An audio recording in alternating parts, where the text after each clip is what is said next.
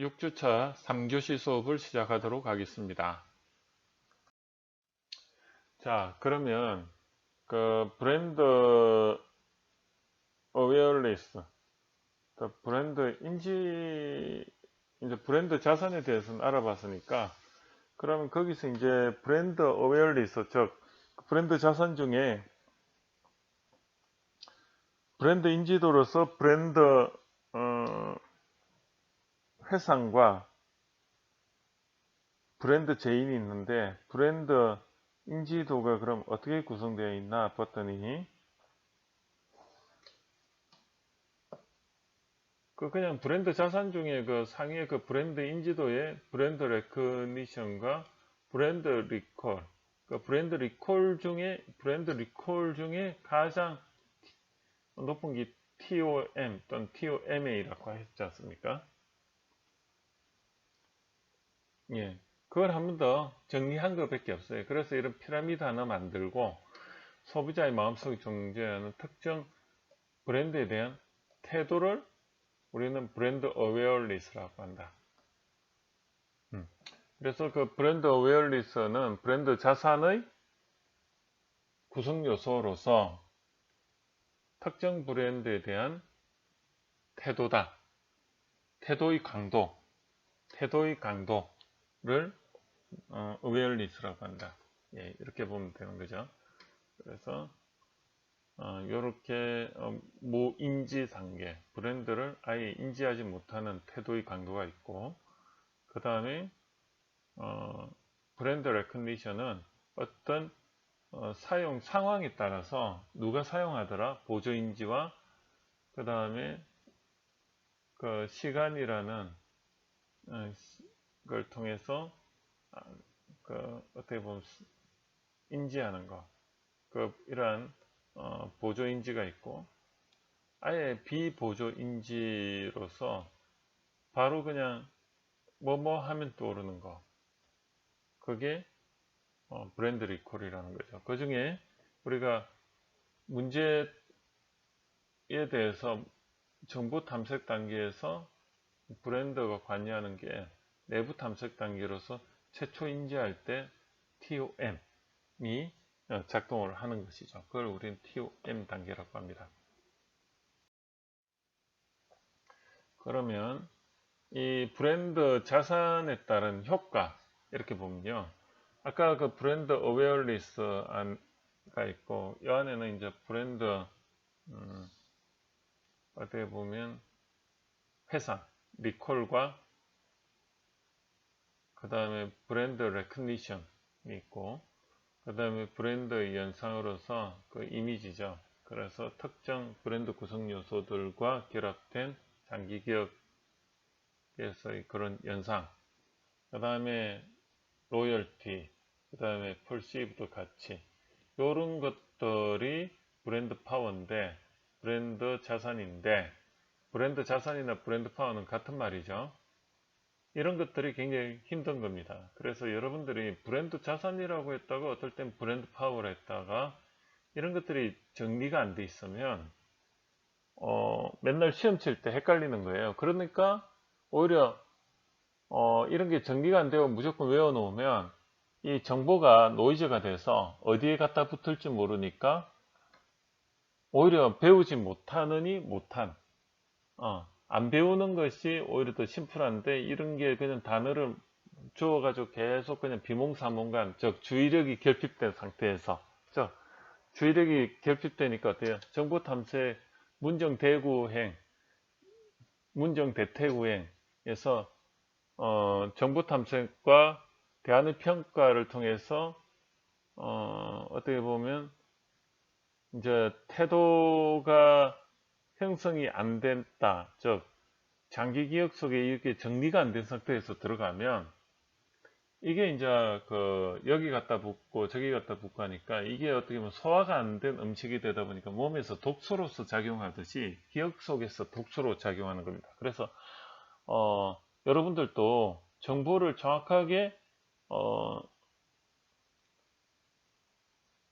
노출 주의를 통해서 이거를 노트를 만들어서 나의 기억 속에 정확하게 어디에 갖다 붙일지 이렇게 척추를 만들어서 거기에 살을 붙이거나 해야 되는데, 근육을 붙이거나 해야 되는데, 이게 대충 그냥 살도 아니고 근육도 아니고 어디에 붙을지도 모르면 이게 이제 어떻게 보면 정신분열증의 원인이 되는 겁니다. 그래서 정보가 많이 들어왔는데 무의식 중에 이게 처리가 안 되고 머릿속에서 좋은 기억이든 안 좋은 기억이든 이게 쌓이면 거기 하나의 사람으로 말하면 생각의 노이즈가 이게 정신분열증이거든요. 그리고 이게 정보가 많이 들어왔고 나중에 태도를 통해서 그 기억 속에 보면 들어온 정보와 현실로서의 그 구매 후 행동으로서의 그 정보가 다를 때 거기서 오는 인지 부조화, 즉 거기서 뭔가 오는 괴리, 생각의 긴장이 그게 결국은 정신분열증의 원인이 되는 것입니다. 그걸 해소하는 방법이 무의식적으로 많이 들어온 정보들을 어떻게 해야 돼요? 인출해서 하나하나 정리를 해주는 게 거기 정신과 치료죠. 그래서 그때 인출을 하는 게 그냥 무의식적으로 들어가서 생각을 하나하나 이렇게 불러내서 그걸 다시 정리해주는 게 정신치료죠. 근데 그런 정신치료가 안 되고 그냥 약물에 의지해서 그것을 그냥 무의식에 들어가서 자기가 꿈속에 헤매듯이 그 안에서 해결하는 게 그 약물을 마시고 그렇게 해서 그걸 어떻게든 무의식 속에 자기가 들어가서 정리하려는 그게 사실은 그게 이제 사회적으로 지탄을 받는 거죠. 그래서 그게 안 되니까 어떻게 해요? 여러분들이 술을 마시거나 그래서 어떻게든 그런 인지 부조화를 해소하려는 행동을 하게 되는 거죠. 그래서 이 소비자 행동론은 심리학의 기초를 두는데 이러한 부분을 여러분들이 인지를 하면 저 사람이 술을 많이 마시구나, 아니면 뭔가 잠을 못 자는 이유가 있는데 그게 무의식적으로 인지 부조화 현상의 하나의 현상으로 이해를 하면 대부분이 맞습니다. 자, 그래서 그 브랜드 파워를 통해서 이 소비자 관점에서는 어떤 영향을 주느냐? 아까 문정 정보 탐색 과정에서 TOM 그 과정도 있고 그 다음에 뭐죠? 대안의 평가에 또 영향을 미칩니다. 그 다음에 구매 결정 단계에서 확신을 가지게 하고요. 그 다음에 구매 후에는 만족감을 강화를 시킵니다. 그래서 이 문정 대퇴구행의 정보 탐색, 그 다음에 대안의 평가, 그 다음에 태도,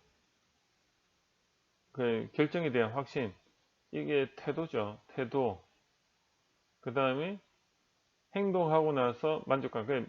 이 브랜드 파워는 어떻게 보면 정보 처리 과정의 모든 과정 중에 다 관여한다고 보시면 되고요. 그리고 기업 관점에서는 이 가격을 좋게 받을 수가 있죠. 그래서 이 비싸게 단가를 책정할 수 있으니까 마진이 좋고, 그 다음에 이 유통 단계에 대한 영향력이 있고, 그리고 정보 전달에 있어 가지고 효율성이 좋다.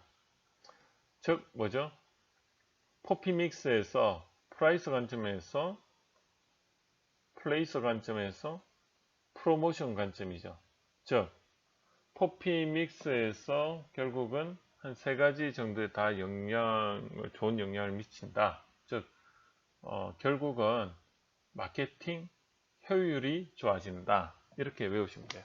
그래서 브랜드 자산은 총 4가지가 있다는 건 앞에서 여러 번 이야기를 했고, 그리고 그걸 소비자 관점에서는 정보 처리 과정에서 정보 처리에서 문제를 인식하고 정보 탐색 단계에서 TOM의 내부 정보 탐색에 영향을 미치고, 그 다음에 대안 평가에 영향을 미쳐서 그 다음에 태도에 영향을 미치고, 그 다음에 구매 후 만족감을 강화를 시키고, 기업 관점에서는 포피 관점에서 프라이스에서 가격 이점이 있고, 플레이스에서 유통에 영향을 미치고, 프로모션 관점에서 정보 전달 효율성이 좋아서 결국은 포피 마케팅 효율이 좋아진다. 이렇게 배우시면 나중에 시험 볼 때 이것을 그냥 일일이 다 외우면 그때 가서 당황해서 쓰질 못하는데, 연상해서 한번 가만히 생각해 보면 소비자 정보 처리 과정에 소비자 관점에서 소비자 정보 처리 관점에 전반적으로 영향을 미치는 걸 그냥 기술해 주면 되고, 기업 관점에서는 포피 믹스 관점에서 마케팅 효율 관점에서 이야기를 하면 쉽게 적을 수가 있는 것입니다. 자, 그래서 그 브랜딩 과정, 즉 브랜드를 형성하는 과정을 한번 보니까 이 브랜딩 과정이 이렇게 되더라. 첫 번째, 그냥 브랜딩 형성 과정이라 보시면 되죠. 1단계는 전략적 상황 분석, 즉 이 전략적 마케팅 계획을 단계에서 외부 환경과 내부 역량을 통해서 수합 분석까지 하는 것을 우리는 전략적 상황 분석을 통해서, 그 다음에 두 번째가 뭐죠? 이 STP 할 때 이 ST를 통해서 어떤 차별화된, 경쟁자와 차별화된 포피 또는 세븐피 믹스 변수를 도출을 하죠. 그게 여기 보면 이렇게 표적 시장 선정은 ST에 해당이 되고, 그 다음에 경쟁자, 이게 경쟁자입니다. 경쟁자 대비해서 차별화된 게 무엇인가를 판단을 해서 그거를 차별화된 거를 찾아내고, 그 다음에 어떻게 하죠? 브랜드 구성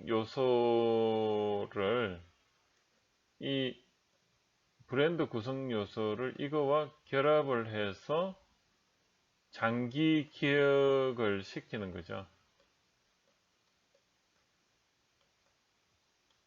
이게 브랜딩 과정입니다. 첫 번째가 전략적 상황 분석 또는 전략적 환경 분석, 다른 게 다 있죠. 내부 외부 환경을 통해서 전략적 상황 분석을 하고, 그 다음에 STP 과정을 통해 표적 시장을 선정하고, 그 다음에 경쟁자 대비 차별화 요소를 찾아내고, 그 다음에 브랜드 구성 요소와 결합을 시켜서 장기 기억을 시키는 게 브랜딩 과정이다.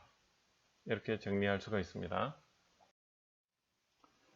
자, 브랜드 범위는 브랜드를 하는 그 대상에 따라서 네 가지로 구성이 됩니다.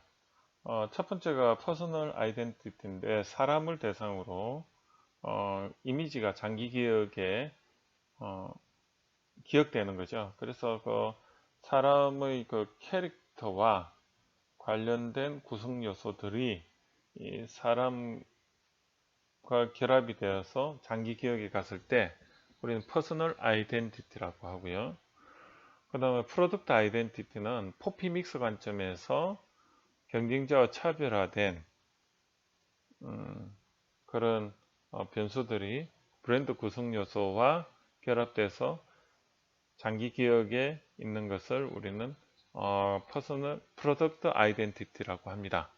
그리고 이 브랜드 아이덴티티는 7P 믹스라고 보시면 돼요. 그래서 이 브랜드 아이덴티티는 7P 믹스고, 이 프로덕트 아이덴티티는 4P 믹스 관점에서 경쟁자와 차별화된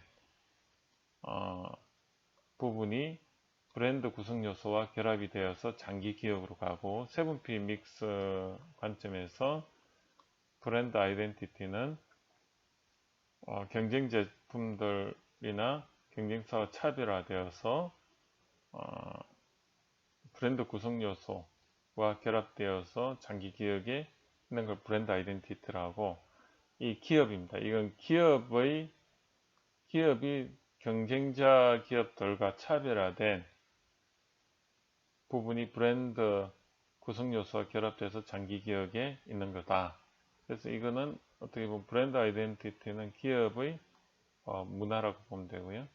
그래서 이 한 4단계로 있습니다. PI라는 게 퍼스널 아이덴티티도 되고 프로덕트 아이덴티티가 된다. 그리고 그 다음에 브랜드 아이덴티티, 그 다음에 콜포레이트 아이덴티티 이렇게 있습니다. 그래서 요건 전부 뭐죠? 대상이 달라진다. 사람, 제품, 서비스, 사람, 제품, 서비스, 기업에 따라서 브랜드를 부르는 것도 다르다. 그렇게 이해를 하시면 되는 것입니다. 이제 그 정보 탐색 과정에서 한 번 더 이제 정리를 하고 넘어가면, 이 정보 탐색 과정에서 관여도라는 게 또 고려가 돼야 되고, 그 다음에 하나는 이 정보 탐색 과정에서 이 내적 탐색에서 브랜드 자산이 개입이 되는데, 이 장기 기억으로서 브랜드 자산으로서 브랜드 어웨어리스로서 브랜드 인지도와, 그 다음에 그 중에 이제 가장 먼저 떠오르는 게 TOM이죠. 브랜드 리콜. 그죠? 그 다음에 브랜드 레커니션, 브랜드 제의. 그 다음에 뭐죠? 브랜드 어소시에이션으로서 기업이나 아까 그 사람, PI나 프로덕트 퍼스널 아이덴티티, 프로덕트 아이덴티티, 그 다음에 포피 믹서로서 CI, BI, 그 다음에 CI 같은 것들이 이제 그 브랜드 구성 요소 7가지와 결합이 되었을 때, 그게 이제 연상작용에 의해서 되는 거예요. 이런 것들이 브랜드와 연관이 있어서 이 정보 탐색 과정에서 브랜드를 다룬다. 그렇게 이야기를 했고, 그럼 그 브랜드가 이 장기 기억으로 가는 걸 보니까 결국은 이 장기 기억에서 이 브랜드가 형성이 되면 소비자 입장에서는 정보 탐색으로서의 그 내적 탐색에도 영향을 미치고, 그 다음에 구매 전 대한 평가에도 영향을 미쳤고, 그 다음에 어떻게 보면 태도에도 영향을 미치죠. 이 애호도가 강해지고, 그죠? 그 다음에 구매 후 평가에도 영향을 미친다. 그렇습니다. 자, 그리고 이 브랜드가 형성이 되려고 봤더니 어떠냐? 이런 과정을 거치더라는 거죠. 의식이 있어서 정보를 이해하는 과정을 거치고, 그래서 거기에서 단기 기억으로서 이제 이런 동의 수용이 생기면 어떻게 보면 판단 애호도가 생기는데, 이때 감정이 생겨서 이게 이제 리허설, 장기 기억이 이렇게 반복이 되다 보면 장기 기억이 되는데, 여기서 반복, 이것도 리허설이고요. 또 한 가지는 이 구매 후 이제 대한 평가를 통해서 이것도 반복이 되니까 리허설입니다. 그래서 이것도 반복이거든요. 그걸 우리는 리허설이라고 하는데, 이게 반복이 되면은 이제 브랜드가 형성이 되는 거죠. 자, 그래서 이 장기 기억을 통해서 형성이 되는데, 그 과정을 보니까 이해 단계에서 이 의식이 있을 때 우리는 지각이 선택을 지각할 수 있습니다. 그래서 이거를 지각적으로 받아들일 수도 있고 안 받아들일 수도 있고, 그죠? 그러면 받아들인 걸 가지고 지각을 조직화하는 것을 우리는 스키마라고 합니다. 이걸 구조화라고 하는데, 기억 속에 우리가 척추를 만들고 거기에 근육을 만드는 것이 이게 이제 그 스키마죠. 근데 우리가 이제 정보가 많이 들어오면 그것을 이런 이런 과정을 안 하고 무의식으로 해서 받아들이면 그게 이제 어디에 갈지 스키마화 안 되고 그냥 머릿속에 떠도는 거죠. 그걸 우리는 이제 정보 공유라고 이야기를 하고, 이런 것들이 무의식 속에 쌓이면 사람이 이제 기억 속엔 쌓였는데, 이게 어떤 행동 결과와 불일치했을 때 우린 거기서 오는 어떤 인지 부조화를 느끼는 것입니다. 그러면 그걸 해결하기 위해서 어떻게 하죠? 무의식적으로 뭔가 어릴 때 안 좋은 기억이 있었다. 어떻게 해소합니까? 무의식적으로 그것을 해소하려다 보니까 어떤 이제 심리 치료를 통해서 그것을 하나하나 불러내서 정리를 해주는 게 그 정신과 치료가 되는 거고, 아니면 약물에 의해서 그것을 무의식 세계를 다시 들어가서 자기가 스스로 잠을 자게 한다든지 해서 거기서 다시 꿈속에서 해결하는 거죠. 아니면 정말 그 마약이나 아니면 술의 힘을 빌어가지고 어떻게든 해결해 보려고 시도를 하는 거죠. 그런데 그게 사회적으로 굉장히 지탄을 받는 행동이죠. 왜냐하면 뇌의 조직을 파괴를 하니까 환청이 생기는 거죠. 환상이 생기고, 그렇게 하면 이제 정신적으로 이게 해결이 되는 것 같지만은 신경 전달 물질 체계에 문제가 생겨서 나중에 더 큰 안 좋은 상황으로 가는 것입니다.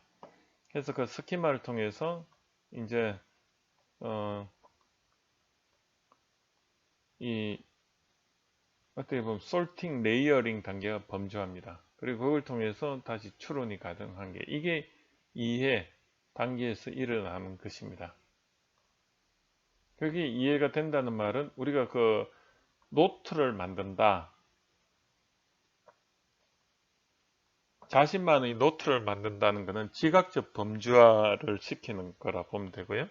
그 노트를 만들면 그 다음에 거기서 이제 인사이트가 생기는 거죠. 그게 지각적 추론입니다. 여러분들이 이 강의를 통해서 단지 경영지도사 자격증 과정으로서 아니고 이러한 원리를 여러분들이 좀 배웠으면 하는 게 이 강의의 또 하나의 목적이 되는 것입니다. 정보 탐색 과정에서 그 내적 탐색과 외적 탐색으로 이렇게 나누어지는데요. 내적 탐색에서 브랜드 어웨어리스, 가 브랜드 이제 인지도가 이제 어떻게 보면 작용을 하는데, 거기에서 브랜드 회상과 브랜드 제인을 통해서 내부적으로 그 기억에서 먼저 유출을 하는 거죠. 그걸 우리는 소극적 탐색이라고 하고, 그 다음에 2단계가 이러한 그 외적 탐색인데, 이건 내가 이제 기억 속에 없으면 그 다음에는 이제 외부적으로 정보를 검색하는데 한 4가지 관점에서 하더라. 이거를 외울 때 개, 상, 공, 경 이렇게 외우면 됩니다. 개성상의는 공경을 하더라, 예의가 바르더라, 뭐 이런 식으로 외우면 좋습니다. 그래서 개인적 정보가 이제 중요하죠. 그래서 가족이나 친구, 이웃, 친지를 통해서 정보를 어떻게 보면 검색하게 되는 것입니다.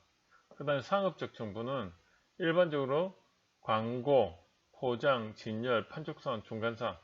이거는 마케팅에서 보면 P 중에 프로모션에 해당이 된다고 보시면 되죠. 프로모션적으로 보면 정보를 받는 게 뭐 광고, 홍보, 그 다음에 인적 판매, 그죠?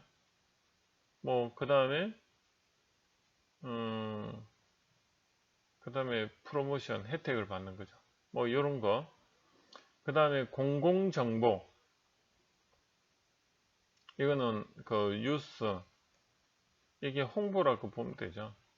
잡지, 신문기사, 예, 이런 거에서 어떻게 보면 이벤트를 통해서 받는다.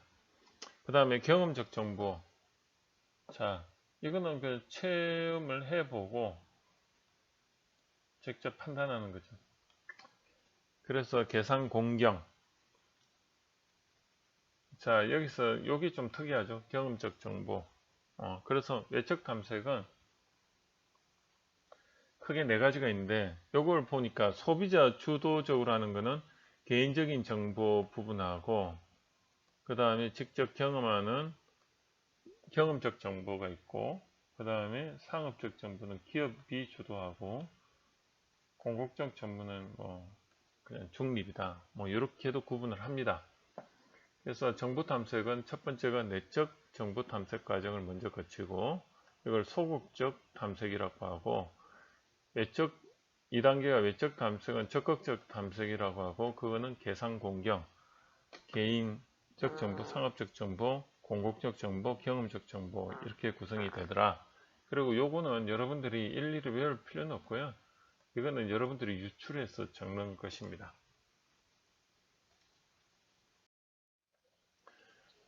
자, 그 다음에 이제 정보 탐색과 관여도. 그래서 앞에서 한번 이야기를 들었었는데, 다시 한번 이거를 다시 한번 이렇게 복습한다 생각하시고 한번 더 보시기 바랍니다. 이 고관여와 저관여 사항에서 구매의사 결정 과정에서 이런 과정을 이렇게 쭉 걸치는데, 이게 구매 의사결정 과정에서 문정, 대, 태, 구, 행 그래 되죠. 거기서 이 정보 탐색 과정을 보니까 고관여에서는 이 내적 탐색과 외적 탐색을 다 거치더라. 그런데 저관여에서는 이 내적 탐색 중에 브랜드 어웨어리스, 브랜드 리콜과 브랜드 레커니션 단계만 영향을 미치더라. 그래서 우리는 제한적이라는 표현을 썼습니다. 그리고 이거를 수동적이다 표현을 하고요. 그리고 이 전체 다 하는 것을 우리는 포괄적이면서 능동적이다 이런 표현을 썼어요. 예. 뭐 이해를 하시니까 쉽게 이건 알 수 있겠죠. 그래서 정보 탐색 과정에서 고관여, 저관여에 따라서 정보 탐색이 저관여에서는 그냥 제한적이고 수동적으로 한정적으로 브랜드 어웨어리스, 즉 브랜드 이 인지 단계에서 회상 정도 또는 브랜드 연상까지 브랜드 제인까지 할 수도 있지만 보통 브랜드 회상에서 끝나더라. 그런데 정보 탐색 고관여는 내적 탐색과 외적 탐색 모두 다 관여하더라. 이렇게 알고 계시면 되겠습니다. 그래서 그 내적 탐색을 봤더니 뭐 한 번 더 정리하면 포괄적이고 내적 탐색은 이 내부적 탐색 또는 소극적 탐색이라고 이야기를 하고요. 그 내적 탐색에서 보통 이제 저간여 같은 경우는 제한적 탐색으로만 이루어지고, 고간여의 경우는 내적 탐색으로서 해상 제인 연산과 외적 탐색으로서 능동적 포괄적 정보 탐색까지 같이 이루어진다. 예, 그 정도로 하겠습니다. 그리고 이제 그 정보 탐색량을 보니까 지식 수준이 낮을 때는 이 외적 탐색을 힘들어해서 계산 공경을 힘들어해서 아예 포기를 하는 경향이 있고요.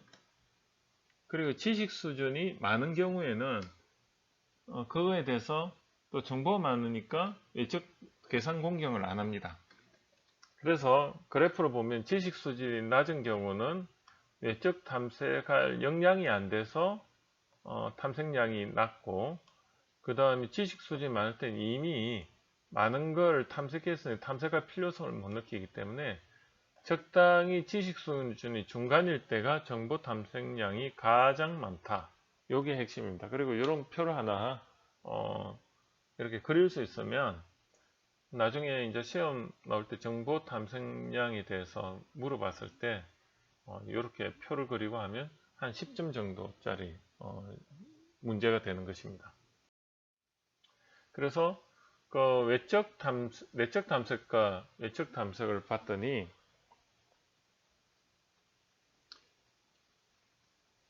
이 상기 상표군하고 그 다음 고려 상표군이라는 그런 개념이 나옵니다. 그래서 이미 기억 속에 있는 그 이제 상표도 있고요. 아니면 아예 모르는 상표도 있다는 거죠. 그래서 기존에 알던 상표를 봤더니 기억 속의 상표와 기억을 하지 못하는 기억이 있고 없고, 기억 유무죠.